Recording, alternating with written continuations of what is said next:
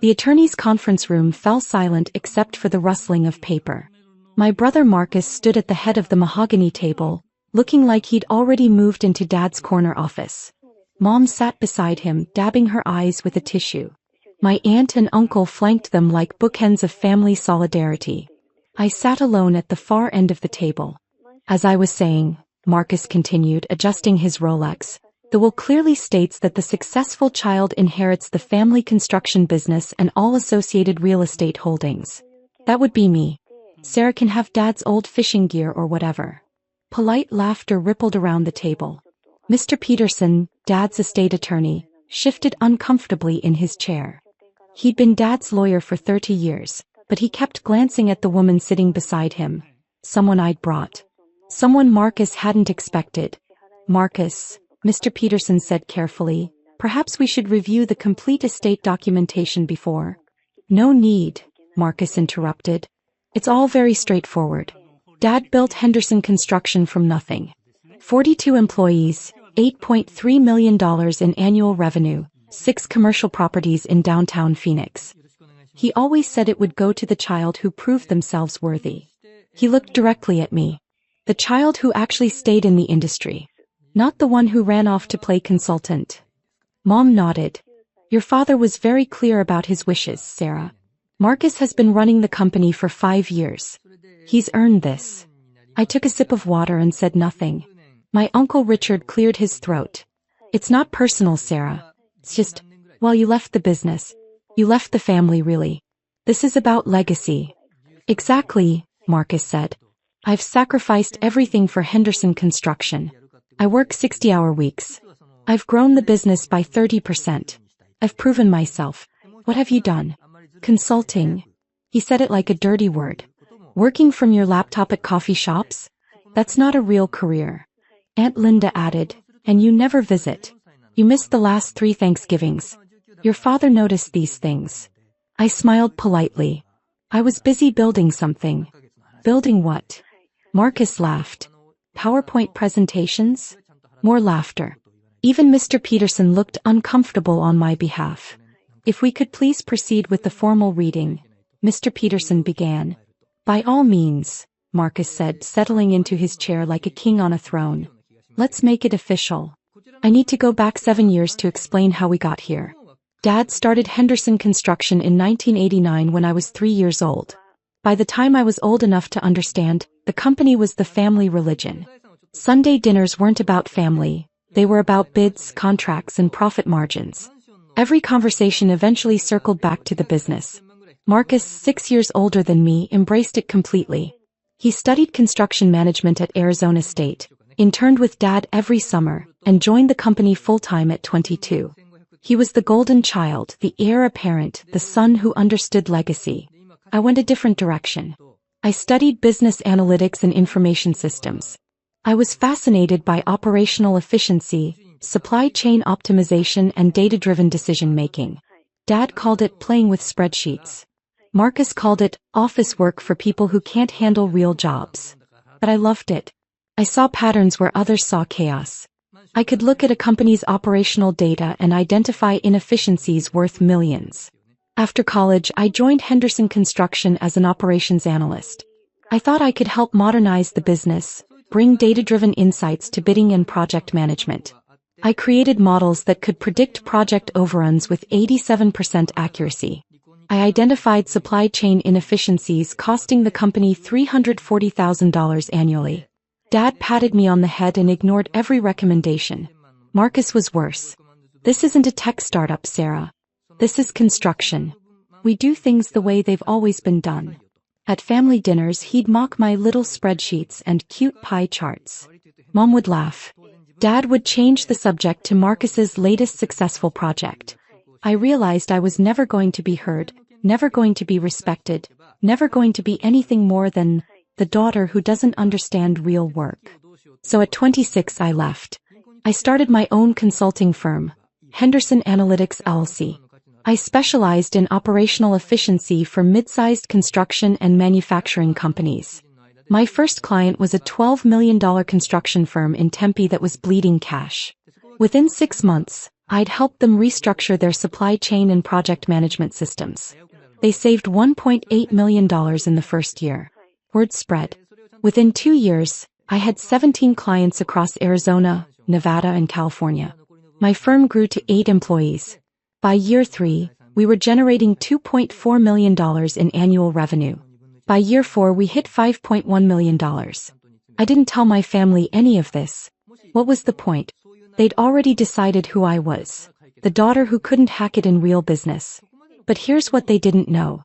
In year 3 of running Henderson Analytics, I was approached by a private equity firm called Meridian Capital Partners. They'd been watching my work and wanted to discuss something unusual. We're building a portfolio of mid-sized construction and manufacturing consulting firms, the managing partner told me over lunch in Scottsdale. Companies like yours that have proven operational excellence and strong client retention. We're offering acquisition with retained leadership and significant equity participation. They offered me $8.2 million for Henderson Analytics, with the condition that I stay on as CEO and take a 23% equity stake in the new holding company they were creating, Meridian Operational Group. I said yes. Over the next 3 years, Meridian acquired 11 similar firms. We became a $140 million consulting powerhouse with 240 employees across 8 states. My equity stake was now worth approximately $32 million. But that wasn't even the interesting part. The interesting part was Dad. In 2019, Dad's health started declining. He had a series of small strokes that left him mentally sharp but physically weakened. He knew he needed to start thinking about succession, but he had a problem. He didn't actually trust Marcus. Dad wasn't stupid. He knew Marcus was flashy, ambitious, and often reckless. He'd watched Marcus take increasingly risky bids, cut corners on safety protocols, and treat employees like disposable resources. The 30% growth Marcus bragged about? It came from aggressive expansion that Dad privately worried was unsustainable. One Tuesday afternoon, Dad called me. Not Marcus. Me. Sarah, I need to talk to you about something important. Can you come to the house? I drove to Scottsdale expecting another lecture about family loyalty. Instead, Dad said, I'm worried about the business. For 2 hours, he laid out his concerns. Marcus was overextended. He'd taken on 3 major projects simultaneously without adequate project management. He was burning through cash reserves. He'd alienated 2 of their best project managers who'd quietly resigned. But here's the thing, Dad said. If I try to rein him in, he'll think I don't trust him. He'll rebel. And your mother will take his side. He looked at me carefully. I need someone smart watching the money. Someone Marcus won't see coming. What are you asking me?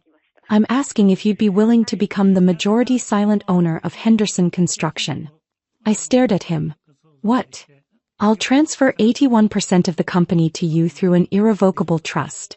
Marcus will continue running day-to-day operations, but you'll have controlling interest. You'll appoint 3 board members. You'll have final approval on any decision over $500,000. You'll protect the company I built. Why me? Because you're the only one who won't destroy it for ego, Dad said simply. Marcus needs to feel like he's in charge. But someone needs to actually be in charge. Someone who understands numbers and long-term thinking. Mom will never forgive you. Your mother doesn't need to know. The transfer will be private. Marcus will think he's inheriting everything when I die. By the time he finds out the truth, the structure will be ironclad. I thought about it for exactly 48 hours. Then I said yes. In September 2019, Dad transferred 81% controlling interest in Henderson Construction to the Sarah Henderson Trust. I appointed 3 board members. Myself, Dad's most trusted project manager Frank Rodriguez, and a retired construction executive named Patricia Chen who Dad respected enormously. Marcus never knew. For the next 4 years, I quietly protected the company. When Marcus wanted to take a disastrous $4.2 million bid on a project with impossible timelines, the board rejected it. When he tried to cut employee health benefits to boost short-term profits, the board blocked him. When he wanted to fire Frank Rodriguez for insubordination, the board said no. Marcus blamed Dad for the board's interference. He thought the 3-person board was just Dad's way of maintaining control. He had no idea I was chairman. And here's the other thing Marcus didn't know. Dad died on March 3rd of a massive stroke. He was 71 years old. The funeral was massive. 240 people, half of them business associates. Marcus gave a moving eulogy about carrying on Dad's legacy. Mom sobbed in the front row. I sat quietly in the third row, holding my husband David's hand. At the reception, Marcus cornered me near the catering table. I assume you'll want to sell your Henderson Analytics firm now and come back to work for me, he said. It wasn't a question. I'm happy with my current work, Marcus. Right. Your consulting thing. He sipped his drink. Well, I'll be honest. Dad left the business to me. I'll be making some significant changes. Expansion. Modernization. Taking risks he was too old to take. The board might have thoughts about that. His jaw tightened. The board is Dad's old guard. I'll be replacing them within the year. Frank Rodriguez is practically retired anyway. Patricia Chin doesn't understand modern construction. Once the estate is settled and everything's officially mine, I'm cleaning house.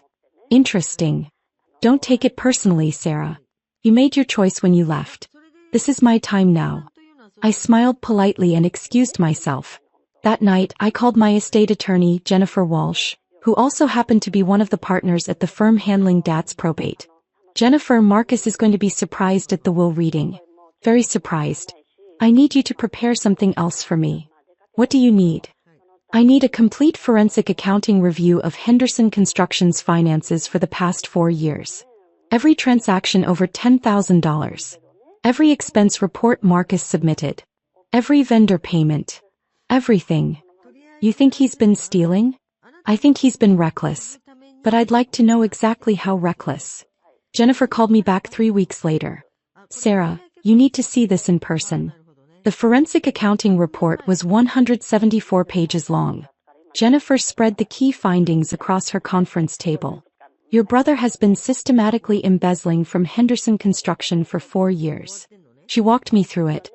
$127,000 in fraudulent vendor payments to a shell company. Marcus controlled $89,000 in personal expenses charged to the business. His boat, country club memberships, his daughter's private school tuition. $52,000 in kickbacks from subcontractors in exchange for contract awards. $94,000 in consulting fees, paid to Marcus's wife's company for services never rendered. Total, $362,000 in provable theft. But here's the bigger problem, Jennifer continued. Your brother has been cooking the books to hide losses from bad projects. That 30% growth he claims? Mostly fiction. The company's actual profitability has declined 18% over 4 years. He's been using cash reserves to cover operating losses while reporting phantom profits. How bad is it? If he continues current trajectory, Henderson Construction will be insolvent within 18 months. He's burned through $2.3 million in cash reserves your father spent 40 years building. I sat back in my chair. He's destroying everything Dad built. Yes. And when the will reading happens and he discovers you own 81%, he's going to fight you. Be prepared for war. I thought about that for a long moment. Then I made a decision. I called Patricia Chin and Frank Rodriguez. We held an emergency board meeting. We have evidence of significant financial misconduct, I told them. Marcus has been embezzling and mismanaging the company into the ground. The will reading is in 2 weeks. When Marcus discovers the ownership structure, he's going to explode. We need to be ready. We voted unanimously. The board would attend the will reading. We would bring the forensic accounting report. And we would be prepared to terminate Marcus's employment immediately if he reacted with hostility. Frank Rodriguez, who'd worked with Dad since 1991, looked at me with something like relief. Your father knew, didn't he? That's why he did this. Yes. He knew Marcus needed oversight. He just didn't predict Marcus would go this far. Patricia Chin added, your father would be proud of how you've handled this, Sarah. 2 weeks later, I walked into Mr. Peterson's conference room with Jennifer Walsh and our forensic accountant, Robert Kim. Marcus was already there holding court. And that's when he made his declaration about Dad's will, leaving everything to the successful child. Mr. Peterson cleared his throat for the 3rd time. Marcus, if I could please have your attention, I'd like to proceed with the complete estate review. Complete estate review? Marcus said. What's to review? Dad's will is clear. I inherit Henderson Construction and the associated properties. Sarah gets the personal effects. Mom gets the life insurance in the Scottsdale house. It's straightforward. Actually, Mr. Peterson said carefully, the situation is more complex than you're aware. Marcus frowned. What do you mean complex? Mr. Peterson opened a leather folder. Your father's will does indeed address the distribution of his personal assets. However, Henderson Construction is not part of the probate estate. The room went very still. What? Marcus said. Henderson Construction was transferred out of your father's ownership in 2019 via irrevocable trust. He no longer owned the company at the time of his death. Therefore, it's not subject to inheritance through his will. Marcus's face turned red. That's impossible. I've been running that company for 5 years. If Dad transferred it, he would have transferred it to me. He transferred it to someone else. Who? Mr. Peterson looked at me. Every eye in the room turned toward me. I met Marcus's stare evenly and said nothing. No, Marcus said. Absolutely not. There's no way Dad gave the company to her. She abandoned the family business. She quit. She doesn't even work in construction anymore. Nevertheless, Mr. Peterson said, in September 2019, your father transferred 81% controlling interest in Henderson Construction to the Sarah Henderson Trust. Sarah is the sole trustee and beneficiary. She has been the majority owner for the past 4 years. Marcus shot to his feet. This is insane. Mom gasped. Sarah, is this true? I nodded calmly. Yes. Dad asked me to protect the company. So I did. Protect it. Marcus shouted. From who? From you. The conference room erupted. Marcus slammed his hands on the table. This is fraud. Dad was sick. He didn't know what he was doing. I'll contest this in court. Marcus, Mr. Peterson interrupted firmly. Your father was fully competent when he executed the trust transfer. I personally handled the documentation. 3 doctors evaluated his mental capacity. The trust is ironclad. But I've been running the company. Marcus's voice cracked with rage and something else, panic. I've grown it by 30%. Actually, I said quietly, you've nearly destroyed it. What? I nodded to Robert Kim, the forensic accountant. He opened his briefcase and removed 2 thick manila envelopes. Over the past 4 years, I said, you've embezzled approximately $362,000 from Henderson Construction. You've also misrepresented company finances to the board, hidden losses from failed projects, and burned through $2.3 million in cash reserves to cover your incompetence. Marcus went pale. That's a lie. Is it? I slid the first envelope across the table. That's the complete forensic accounting report. It documents every fraudulent transaction, every fake vendor, every kickback, every personal expense you charged to the company. Robert Kim spoke for the first time. Mr. Henderson, on page 47, you'll find documentation of payments to Desert Sun Consulting LC, a company registered to your wife. The company provided 0 services to Henderson Construction but received $94,000 in fees. On page 63, you'll find evidence of kickbacks from Bradley Subcontracting in exchange for favorable contract terms. On page... Shut up. Marcus screamed. You have no right to investigate the company finances. Actually, Patricia Chen said calmly from the corner. I hadn't even introduced her yet, but she'd been sitting quietly. As chairman of the Henderson Construction Board, Sarah has every right. I'm Patricia Chen, board member since 2019. This is Frank Rodriguez, also a board member. We've been aware of the trust structure from the beginning. Frank Rodriguez stood up, his weathered face hard. Marcus, I've worked for your father since before you were born. I watched you lie about project cost. I watched you treat good employees like garbage. I watched you nearly destroy a company your father spent 40 years building. Your father knew you couldn't be trusted with full control. That's why he did this. Marcus's hands were shaking. He looked at Mom. Are you hearing this? Are you going to let them do this to me? Mom's face was white. Sarah, your father really did this? His mom. Because Marcus was running the company into the ground while pretending everything was fine. That 30% growth he talks about. Fiction. The company's actual profitability has declined 18% under his management. Another 18 months at this rate and Henderson Construction would be bankrupt. You're lying, Marcus said, but his voice had lost its certainty. I opened the second envelope and removed a document. This is the emergency board resolution we drafted yesterday. It terminates your employment as president of Henderson Construction, effective immediately, pending criminal investigation into financial misconduct. You'll be replaced by Frank Rodriguez as interim president. Marcus's mouth opened and closed like a fish. You can't fire me. I'm the president. You're an employee, I said quietly. I'm the owner. I can absolutely fire you. The board voted unanimously. 3-0. Marcus looked around the room wildly, like he was searching for someone to support him. His eyes landed on our aunt and uncle. Uncle Richard looked away. Aunt Linda stared at her hands. Finally, Marcus turned back to me. Dad would never have done this. You manipulated him. You lied to him.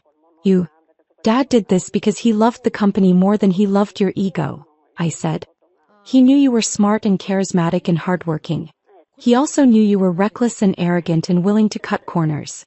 He needed someone who would protect Henderson Construction from your worst impulses. So he chose me. I built that company. Marcus's voice broke. I worked 60-hour weeks. I sacrificed everything. You embezzled from it, I said flatly. That's not sacrifice. That's theft. Robert Kim spoke again. Mr. Henderson, I should inform you that we're legally required to report our findings to the Arizona Attorney General's office. The evidence of financial fraud is substantial enough to warrant criminal prosecution. You should consult with a defense attorney. The room fell completely silent. Marcus stared at me with pure hatred. You're really going to do this? To your own brother? You did this to yourself, I said. I protected the company. I blocked your worst decisions. I kept Dad's legacy alive. And you repaid that by stealing $362,000 and lying about it. Mom, Marcus said desperately, say something. Mom looked torn, her eyes red. Sarah, is all of this true? The embezzlement. His mom. Every word. But he's your brother. Can't you just work this out privately? He stole $333,000, Mom. He falsified financial reports. He took kickbacks. This isn't a family disagreement. This is criminal fraud. Marcus grabbed his suit jacket. I don't have to listen to this. I'm leaving. Before you go, Jennifer Walsh said, speaking for the first time, you should know that we've already notified your bonding company about the findings. Your professional license is likely to be suspended pending investigation. We've also frozen all Henderson Construction accounts you have access to. Your company credit cards have been canceled. And we've filed a civil lawsuit to recover the embezzled funds, which means we've placed liens on your personal assets, including your house and boat. Marcus froze halfway to the door. What? You have 24 hours to respond to the board's termination letter, Jennifer continued calmly. You're required to return all company property, including your laptop, phone, vehicle, and access keys. If you enter Henderson Construction's premises after 5 p.m. today, you'll be arrested for trespassing. Marcus's face went from red to purple. You can't do this to me. We already have, I said. He looked at me with such rage I thought he might actually attack me. David shifted protectively closer to my chair. But Marcus didn't move.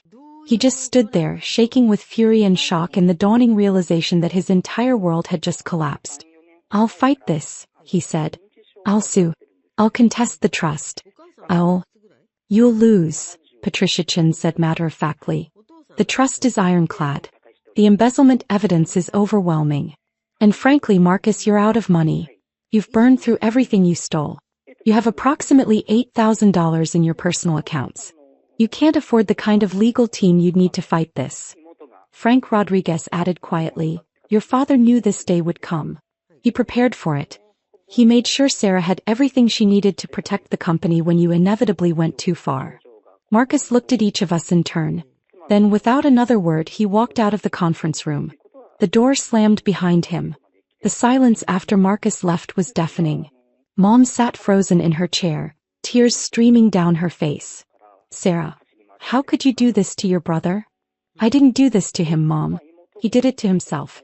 For 4 years, I protected Henderson Construction from his worst decisions. I kept Dad's company alive. Marcus repaid that by stealing from the company and lying about its financial health. But he's family.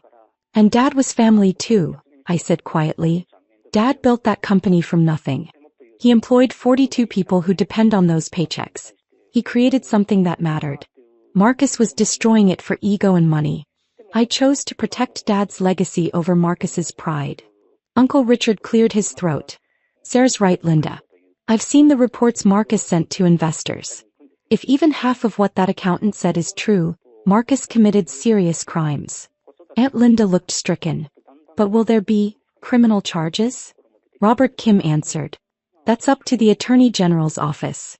But yes, with $362,000 in documented fraud, prosecution is likely. Mom stood up unsteadily. I need to go talk to Marcus. I need to. Mom, I said gently, Marcus is an adult. He made his choices. You can't fix this for him. She looked at me with something between grief and anger. You've always been jealous of him. Of his success. This is revenge, isn't it? That hurt more than I expected. No, Mom. This is protection. Protection of Dad's company, his employees, and his legacy. If Marcus had just done his job honestly, none of this would have happened. He'd still be president. But he couldn't help himself. He had to steal. He had to lie. He had to cut corners and take risks that put everything in jeopardy. Mom shook her head and walked out without another word. Uncle Richard and Aunt Linda followed, whispering to each other. When the room finally cleared, it was just me, David, Jennifer, Patricia, Frank, and Mr. Peterson. Frank Rodriguez came over and shook my hand. Your father would be proud, Sarah. This took courage. Patricia Chin nodded. Henderson Construction will survive this. We'll rebuild. We'll restore trust with clients and employees. But it starts with honest leadership. Mr. Peterson began gathering his papers. Sarah, you should prepare for Marcus to make good on his threat to contest the trust. It won't succeed. The documentation is airtight, but it will be unpleasant. I know, I said. Jennifer Walsh added, we'll handle the criminal referral to the AG's office next week. You should also prepare for media attention. Local business press will likely cover this once the story breaks. I nodded tiredly. David put his arm around my shoulders. As we left the conference room, my phone started buzzing. Text messages from family members I barely knew, all asking variations of what happened. And is it true about Marcus? Word was already spreading. 3 weeks later, the Arizona Attorney General's office announced charges against Marcus for embezzlement and fraud. The local business press covered it extensively. Construction executive charged with $362,000 theft from family business. Marcus hired a defense attorney with money borrowed from Mom. His lawyer tried to negotiate a plea deal, but the evidence was overwhelming. 6 months later, Marcus pleaded guilty to 3 counts of felony theft and 2 counts of fraudulent schemes. He was sentenced to 4 years in prison with 2 years suspended followed by 5 years of probation. He was also ordered to pay full restitution. His construction license was permanently revoked. Mom didn't speak to me for 8 months. When she finally did, it was a brief, cold phone call asking about the grandchildren. We've rebuilt our relationship slowly, but it's different now. She knows I chose Dad's legacy over her golden child. Some part of her will never fully forgive that. The extended family split. Half sided with Marcus, claiming I was vindictive and power-hungry. The other half quietly acknowledged that Marcus got what he deserved. Uncle Richard actually apologized to me 6 months later, admitting he'd known Marcus was playing fast and loose, but hadn't wanted to believe it was criminal. As for Henderson Construction, we stabilized it within 4 months. Frank Rodriguez took over as president and immediately implemented new financial controls. We brought in an outside auditor. We rebuilt relationships with employees who'd been demoralized by Marcus's leadership. Within a year, Henderson Construction was profitable again. Legitimately profitable. We're growing at a sustainable 8% annually. Employee retention is at an all-time high. We've won 3 industry awards for workplace culture. I remain chairman of the board but stay out of day-to-day operations. That's Frank's domain. I trust him completely. My consulting firm, now part of Meridian Operational Group, continues to thrive. My equity stake is now worth approximately $47 million. I've built something substantial, something that's mine, not inherited or given but earned. David and I bought a house in Paradise Valley with a view of Camelback Mountain. Our daughter starts kindergarten next year. Our son is learning to walk. Sometimes I drive past Henderson Construction's headquarters and think about Dad.